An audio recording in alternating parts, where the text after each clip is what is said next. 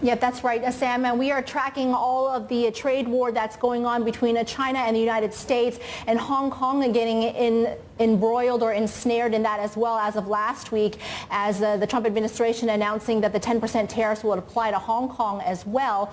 And we just heard from the Hong Kong government yesterday saying that they are going to be filing a complaint about the U.S. tariffs proposed on Hong Kong with the WTO. Joining me now is Patrick Yeung. He is the CEO of the Hong Kong General Chamber of Commerce and joins me around the set here. Patrick, very good morning to you. Thank you very much for coming to see us. Good morning to you, Emily. My pleasure. I want to start our discussion with this latest development. Hong Kong in the Trump 1.0, we had our special trading status revoked, but this time we have tariffs being imposed on the city here. The government has made clear, and we all know that Hong Kong is a separate customs territory, and this would be inconsistent with WTO rules. What does Hong Kong need to do in order to differentiate itself from China, and not just being just another Chinese city, in order to make this heard? Well, Hong Kong is a standalone individual member of the WTO, and as per basic law, the Article 115, where Hong Kong actually have stated very clearly, and also in Article 151, it's also stated that Hong Kong can use Hong Kong China to represent itself in all these international organizations, including WTO and also APEC. So what the American administration has done is not following the international route of WTO, which they are also the member. The government of filing and complaint and lodging maybe eventually up to the dispute resolutions is actually the right way to go. And we have to make it very clearly that Hong Kong, even though sovereignty belongs to part of China, but we are a standalone city within China. And we also got our uniqueness of this one country, two systems. And we have all these uniqueness of Hong Kong that we don't think we deserve such a treatment by the U.S. administration. We've been looking at different sectors that could be affected in terms of the imposition of tariffs on Hong Kong. One company that we have not talked about, and it has come to light in recent days, is Trump pressuring that of Panama to cut ties with CK Hutchison in its operations of the Panama Canal. CK Hutchison, as we know, operates 2 of 5 ports there, and their license has just been renewed for 25 years as of 2021. Trump falsely claiming that this waterway was operated by the Chinese and controlled by its military. It's not. It's controlled by CK Hutchison.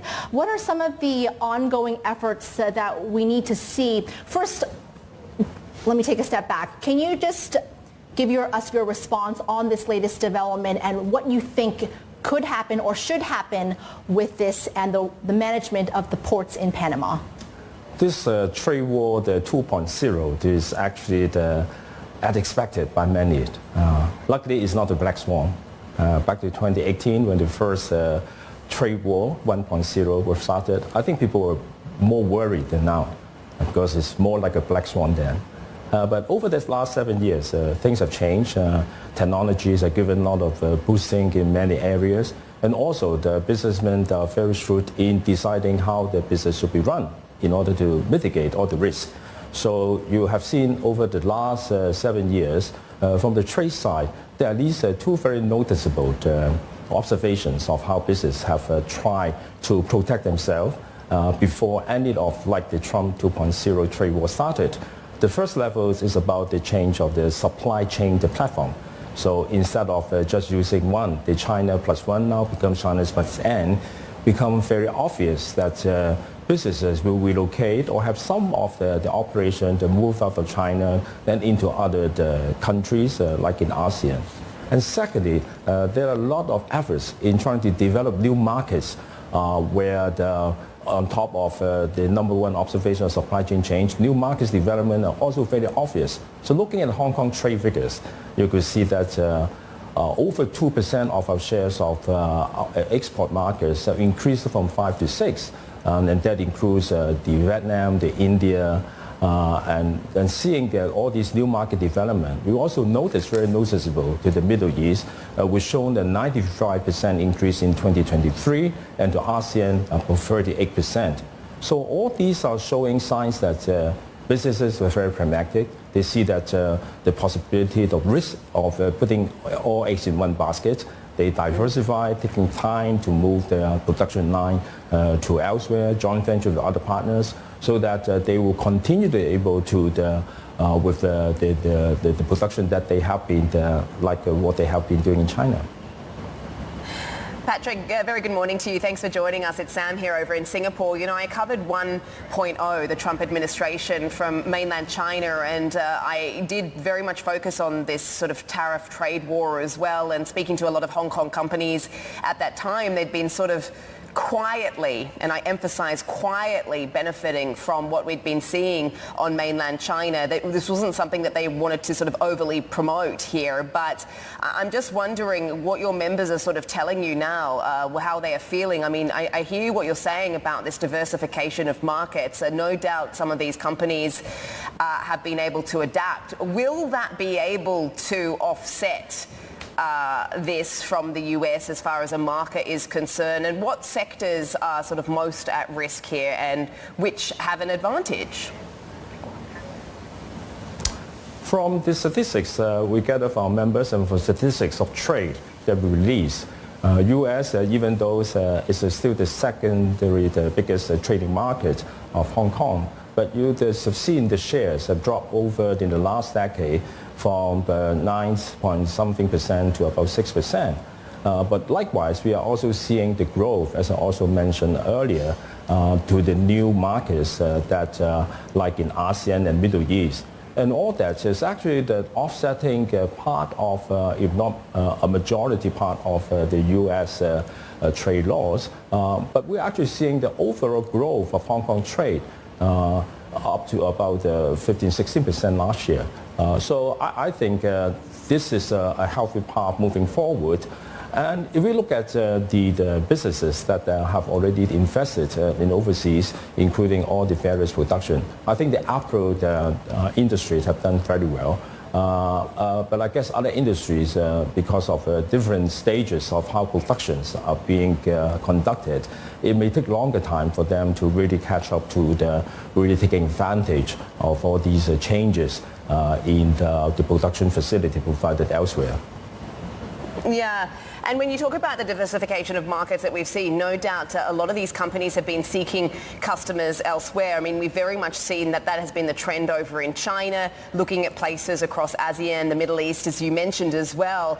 Is this something that you've seen where some Hong Kong companies have actually had to look at other markets to actually manufacture and set up shop? Because, you know, I suppose a lot of the fear amongst the Chinese companies that have also looked at third countries is that they also could be the target as well of Trump's tariffs. Well, Sam, that may be the case. The U.S. administration got a lot on the plate. And how soon and how much resources they can put up to deal with all those in such a space of time is a big question mark. And no doubt, if we look at Hong Kong, we have to see what uniqueness or the strength of Hong Kong really have.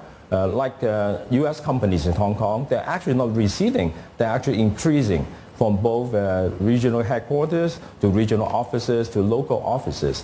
We have actually seen an increase in American companies registered in Hong Kong in 2024.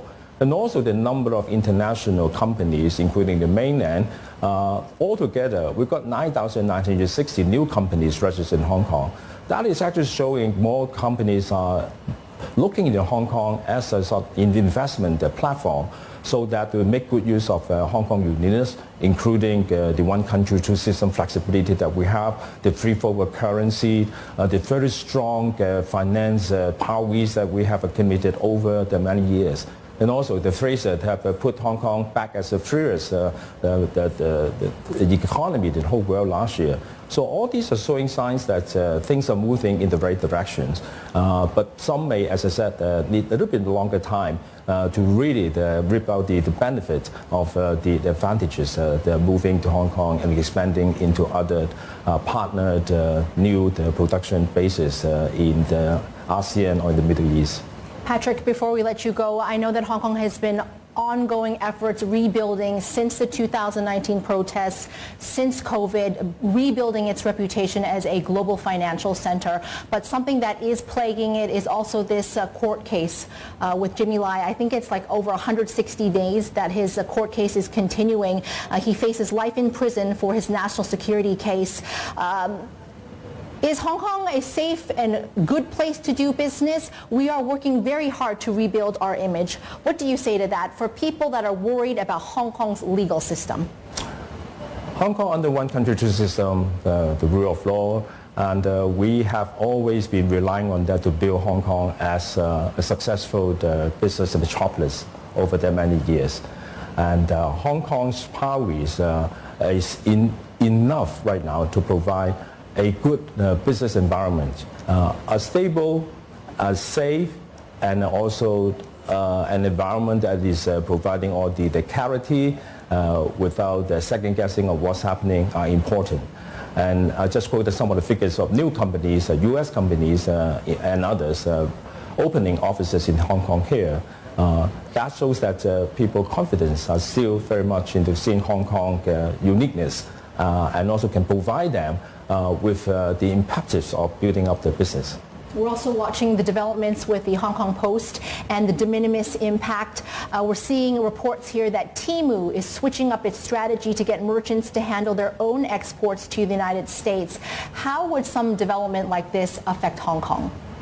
Well, the U.S. government earlier with this postal service stoppage of service, and very soon they resume it. And one of the conditions that many people may not realize that is the U.S. government is asking the Hong Kong to collect all these duties on their behalf, putting aside whether it is right or wrong to collect duties. But it is in principle wrong to ask another territory to help you to collect your own custom and duties for that. So I think this is only the beginning of this very important journey of trade war, which is no good to everyone. IMF have done this sort of projections. If trade war really goes into involving many more countries, the world trade will be dropped by 4%. And only the people will be suffering, including the Americans. So I hope that things will become less dramatic and less impactful in other ways that will affect world trade overall. Patrick, thank you very much for coming to speak to us on this very important topic, of course, impacting us greatly here in Hong Kong. Patrick Yeung, CEO of the Hong Kong General Chamber of Commerce. We're taking a short break here on Street Signs. Don't go away because we've got a big interview coming right up. That's to do with bubble tea maker Gu Ming debuting in Hong Kong. And we'll want to know what sets it apart from the rest of the bubble bunch. We'll speak to the company CFO right after this.